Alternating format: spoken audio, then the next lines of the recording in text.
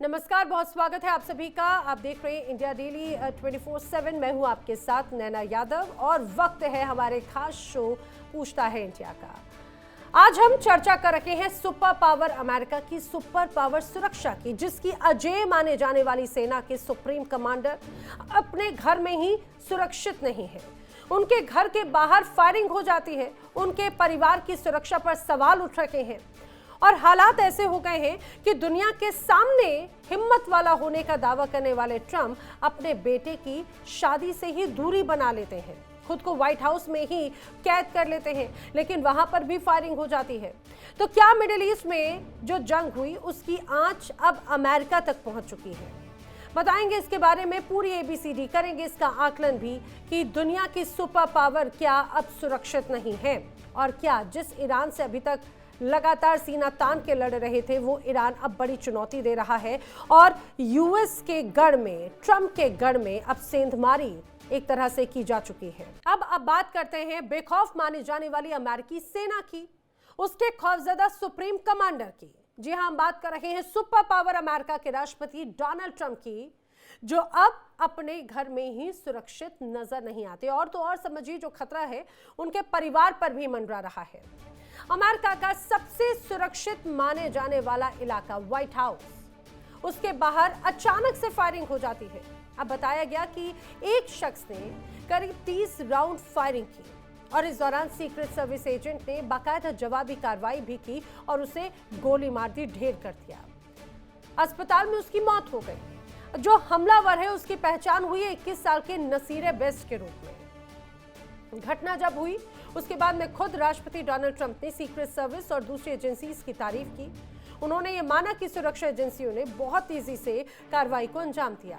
Trump ने यह भी माना कि व्हाइट हाउस को और ज्यादा सुरक्षित बनाना अब बहुत ज्यादा जरूरी हो चुका है। ट्रंप पर खतरा कितना है इसका अंदाजा आप इसी बात से लगा लीजिए कि राष्ट्रपति ट्रंप की बेटी इवांका भी अब सुरक्षित नहीं है। उनकी हत्या की कथित साजिश से जो जुड़ा हुआ खुलासा हुआ उसने सभी को हैरान कर दिया। अब अमेरिकी जांच एजेंसी के अनुसार ईरान समर्थित आतंकी नेटवर्क से जुड़े हुए एक आरोपी ने बाकायदा इवांका की हत्या की योजना बनाई। अमेरिकी मीडिया के अनुसार 32 साल के मोहम्मद बाके साद दाऊद अल सादी को तुर्की से अरेस्ट किया गया और उसे प्रत्यर्पित करके अमेरिका लाया गया। जांच एजेंसी को आरोपी के पास से इवांका के फ्लोरिडा स्थित घर का बाकायदा पूरा ब्लूप्रिंट भी मिला है। बताया जा रहा है कि वो कासिम सुलेमानी की हत्या का बदला लेना चाहता था। कासिम सुलेमानी को ट्रंप के पिछले कार्यकाल में साल 2020 में ड्रोन अटैक में मार गिराया था। अब सवाल ये कि क्या ट्रंप और उनका परिवार वास्तव में सुरक्षित नहीं?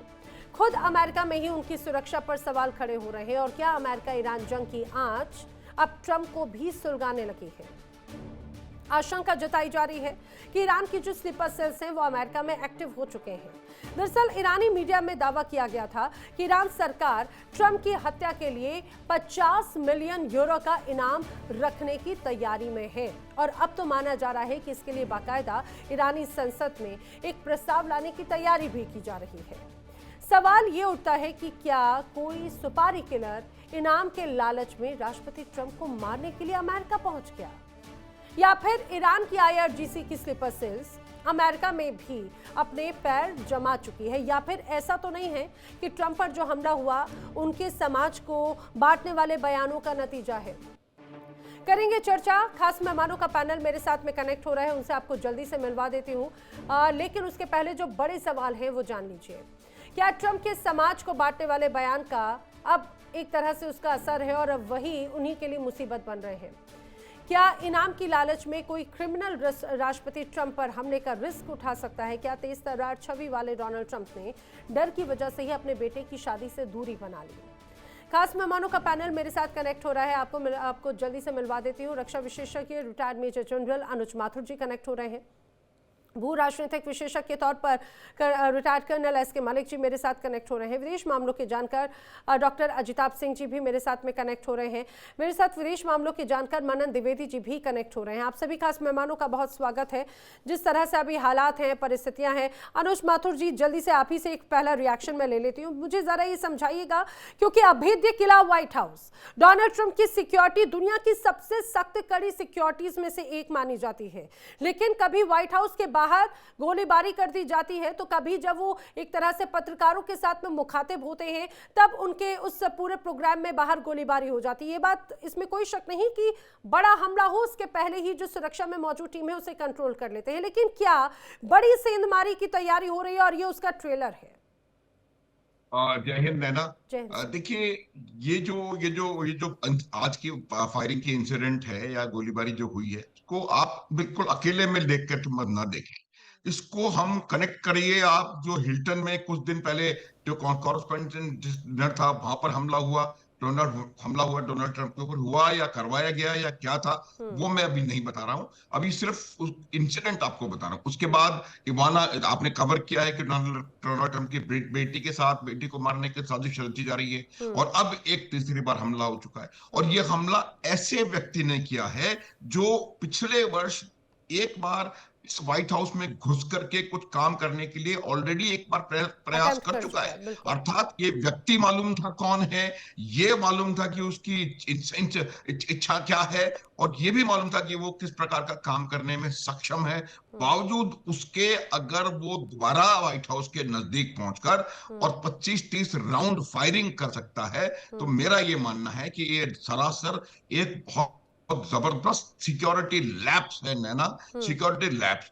अनलेस ये किसी ने खुद अंदर खाने ये इंसिडेंट करवाया है, अच्छा। अगर ये बात है तो बात अलग है, अन्यथा अन्यथा ये बहुत बड़ा सिक्योरिटी लैप्स है। देखिए, डोनाल्ड ट्रंप का जो स्टेटमेंट आया उसके तुरंत बाद यही हिल्टन के बाद भी यही स्टेटमेंट आया था कि एक बहुत सिक्योर जगह बनाने की जरूरत है राष्ट्रपति के लिए। अब फिर उन्होंने जो अपना स्टेटमेंट दिया है अनट्रूथ लाइज पे, जो भी सोशल या जो भी है उसका है, उसके ऊपर उन्होंने फिर उसने ये बात को हाईलाइट करने की कोशिश की है कि राष्ट्रपति को एक बहुत सुरक्षित स्थान की आवश्यकता है। तो ये तमाम चीजें जो मेरे को ये लगता है कि देखिए, ये आवश्यकता है, या तो ट्रंप को खुद लग रहा है कि किसी प्रकार से उनके ऊपर, उनकी सुरक्षा उनके ऊपर खतरा है। ये तमाम बातें किस एनवायरनमेंट में हो रही है ना, ये समझने की जरूरत है। आज की तारीख में तो डोनाल्ड ट्रंप लगातार युद्ध में शामिल हैं ईरान के साथ। ईरान की सरकार ने करोड़ों यूरोस का इनाम घोषित कर रखा है अमेरिका के राष्ट्रपति के ऊपर, और मेरे ख्याल से ईरान के प्रधानमंत्री के ऊपर, नेतन्याहू के ऊपर भी। ऐसे हालात में अगर इतनी बड़ी सुरक्षा की चूक होती है, तो मेरा यह मानना है कि अपने आप को, चाहे आप दुनिया की सबसे बड़ी सुरक्षा एजेंसी कहें, सीक्रेट सर्विस कहें, आईएफबी कहें, एफबीआई कहें, जो मन में आए कहें, लेकिन ये बहुत बड़ी सिक्योरिटी लैप्स है नैना। ठीक है सर। वेल, मेरे साथ में पूर्णिमा नाजी भी कनेक्ट हो चुकी हैं, डायरेक्ट यूएसए से ही कनेक्टेड हैं। आपका भी बहुत स्वागत है।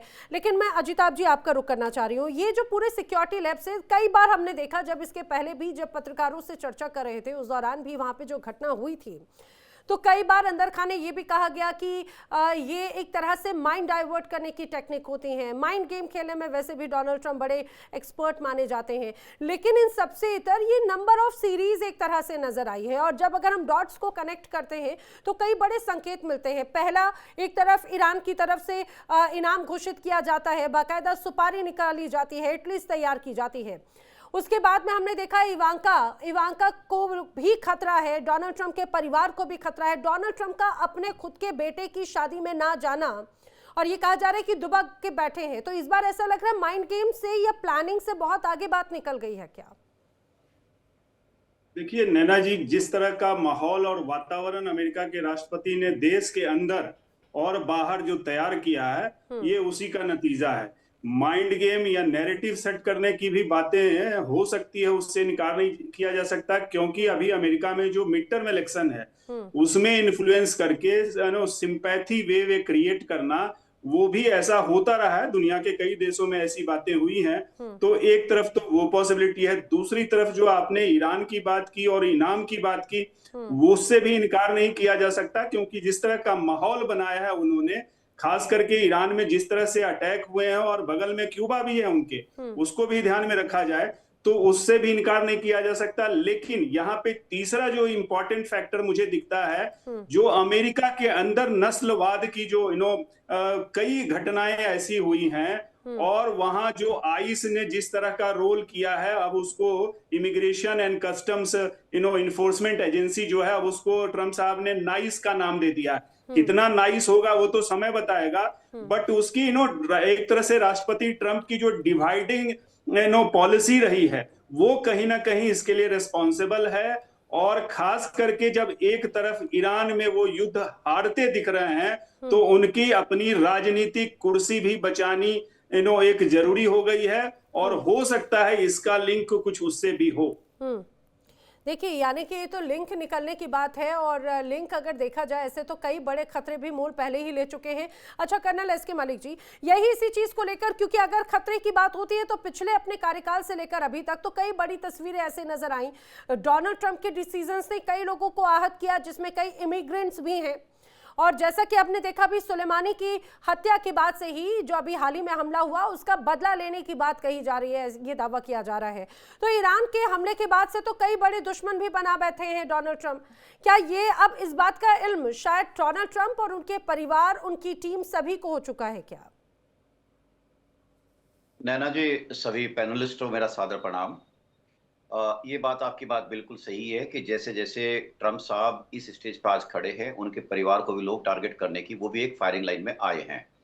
होता क्या है कि ये कोई नई ये बहुत ही पुराना एक तरीका है कि लोग जब आप किसी के निर्णय से नाराज होते हैं, उसको पसंद नहीं करते हैं, तो आप या तो उस तक पहुंचने की कोशिश करते हैं। लेकिन होता क्या है कि जैसे प्रेसिडेंट साहब है, मल्टी लेयर सिक्योरिटी के अंदर रहते हैं, उन तक पहुंचना इतना आसान भी नहीं होता जब तक वो प्रेसिडेंट है।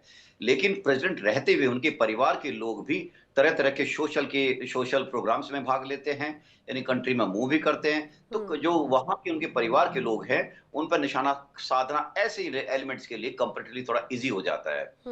लेकिन एक चीज और देखिए कि जैसे ये युद्ध चल रहा है, ये ऑपरेशन चल रहा है, एक तरह से मोटिवेटेड लॉबी भी है इसके अंदर। स्लीपर सेल हमेशा एक्टिव रहते हैं, वो सिर्फ मौके की तलाश में रहते हैं।